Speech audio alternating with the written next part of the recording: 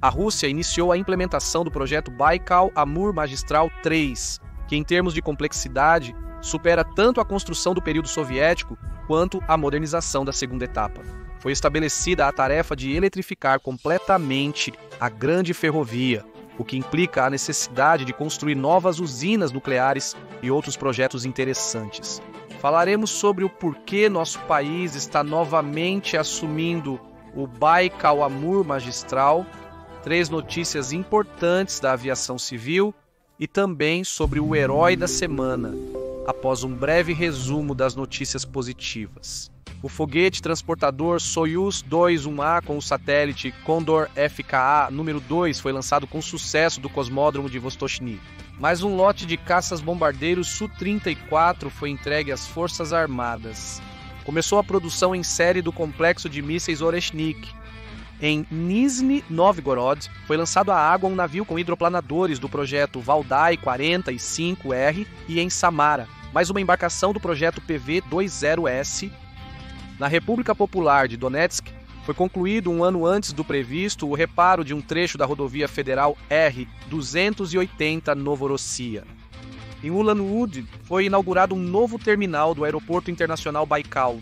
No Krai de Krasnoyarsk, foi lançado o segundo complexo operacional do Centro de Processamento de Combustível Nuclear Usado. A extração de carvão começou no maior depósito de antracito da Rússia, na bacia carbonífera de Gorlovsk, região de Novosibirsk. Em Ulyanovsk, foi lançada a produção de caminhões Solars, e na região de Rostov, a produção de motores elétricos de tração assíncronos de 4 novos tipos. Na região de Moscou foi inaugurada uma fábrica de microeletrônica na Bashkiria, uma grande produção de enxofre técnico, e em Novosibirsk, a segunda fase de um complexo de processamento de resíduos.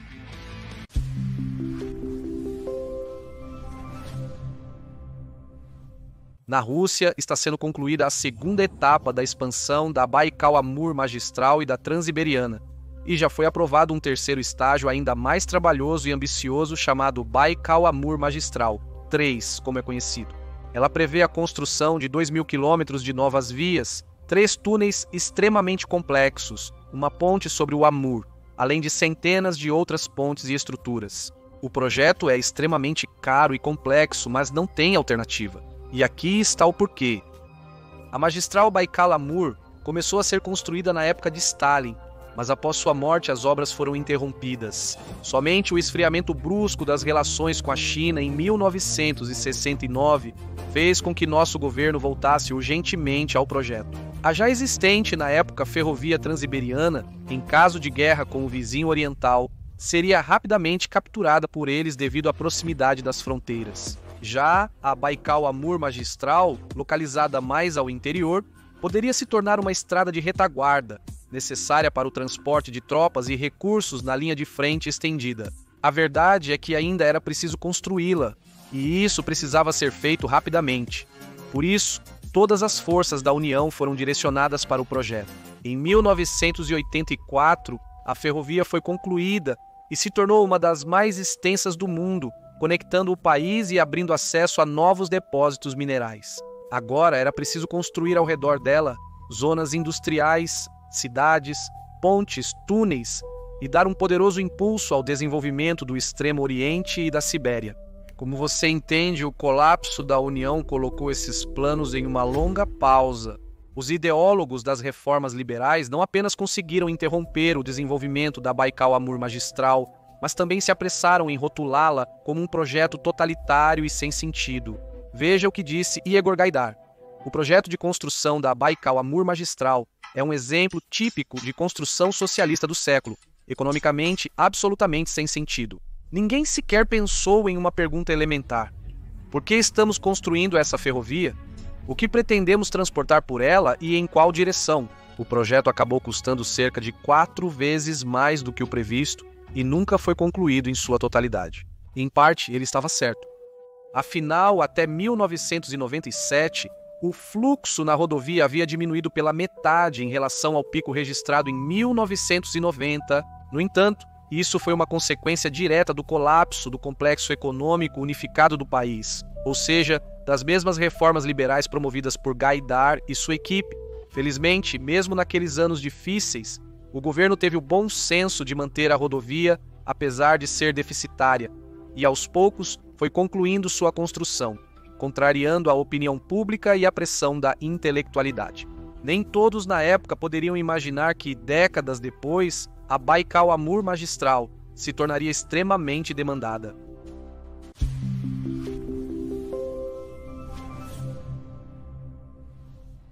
Sacudindo de si a poeira liberal, o país começou novamente a planejar seu futuro e percebeu que o crescimento ativo do consumo nos países asiáticos inevitavelmente levantaria a questão da necessidade de expansão da Baikal-Amur Magistral.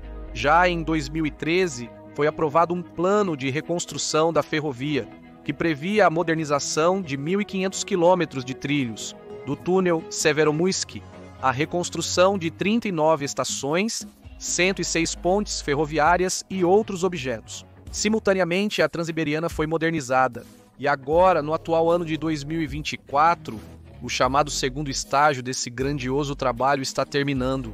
A ideia se justificou por completo.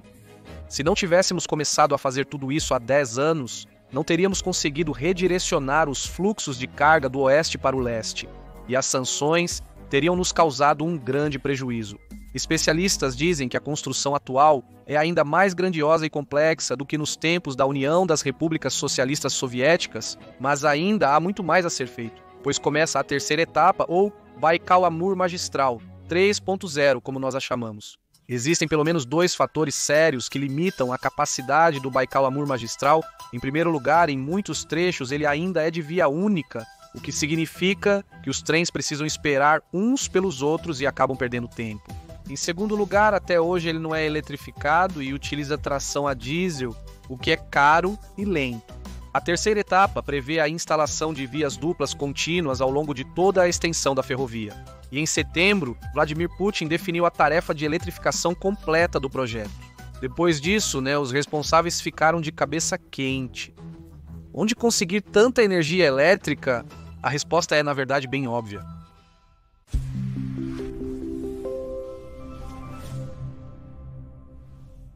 Recentemente foram anunciadas propostas da Rosatom para a construção de 3 usinas nucleares em Vladivostok, Khabarovsk e Komsomolsk, no Amur, além de usinas nucleares de baixa potência em Yakutia e Chukotka, cujas obras já estão em andamento. No total, isso fornecerá mais de 4 gigawatts de geração adicional. Também permanecem os planos para a construção de novas usinas hidrelétricas na Sibéria e usinas termoelétricas. Portanto, é totalmente viável garantir o Baikal-Amur Magistral, embora isso exija pelo menos 10 anos e recursos significativos. Gaidar definitivamente não teria aprovado isso. Mas o que a construção traz para a Rússia hoje, além da possibilidade de resistir às sanções ocidentais? Atualmente, a Baikal-Amur Magistral oferece ao país 150 mil empregos. No polígono oriental, além de cargas, são transportados anualmente 23 milhões de passageiros. Isso cria demanda por locomotivas e vagões russos.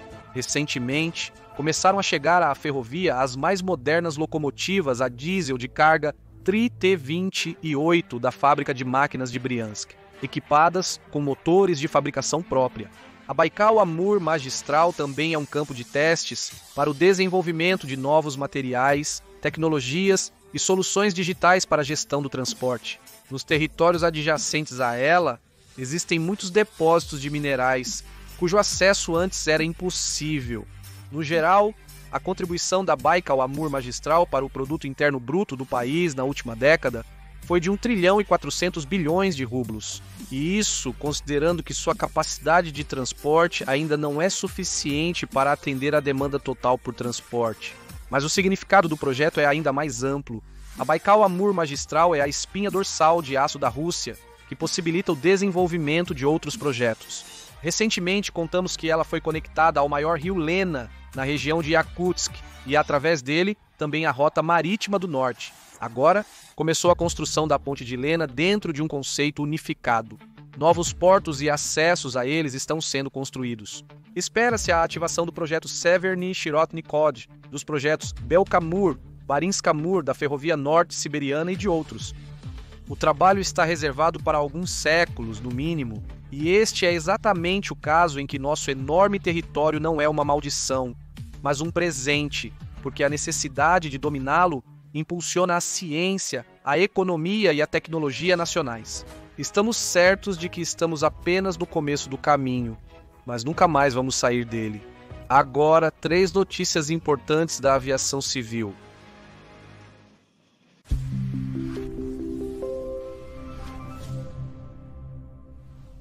Na semana passada, ficou conhecido sobre o primeiro voo do laboratório voador, 2214, no qual todos os componentes importados foram substituídos, ou seja, 15 sistemas principais e 30 sistemas secundários. Esses testes são necessários para preparar a produção em série da versão modernizada deste avião, que em breve começará na fábrica de aviação de Kazan. Não havia notícias recentes sobre outro projeto importante, o avião 114-300, porém isso não quer dizer que foi abandonado. Como ficou conhecido, recentemente o segundo protótipo realizou mais um voo com duração de 3 horas e 50 minutos. Durante os testes, avaliou-se o funcionamento dos sistemas russos da aeronave. No total, de acordo com o programa de testes de fábrica realizados em outubro-novembro de 2024, o Il-114-300 já realizou 12 voos. Então, o trabalho está indo de forma bastante confiante. E aqui está um projeto totalmente novo. O avião de treinamento Tango, desenvolvido pela empresa S7. Sua principal característica está no uso de materiais compostos e na capacidade de realizar voos a 80 e até 65 km por hora, na configuração de decolagem. Para o Tango está sendo criado um motor a pistão totalmente novo, o APD-520, que já está passando por testes.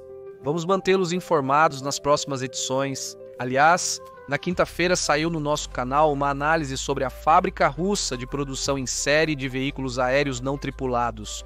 Aqui são produzidos o primeiro agrodrone domesticamente certificado e outras novidades.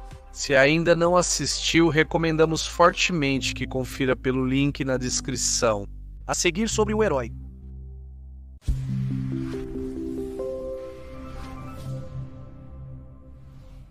Em Udmurtia, uma mulher ao volante perdeu o controle na ponte e seu carro, após romper a grade de proteção, caiu no rio virando de cabeça para baixo. A água começou a entrar rapidamente no carro e a vítima não tinha nenhuma chance de se salvar sozinha.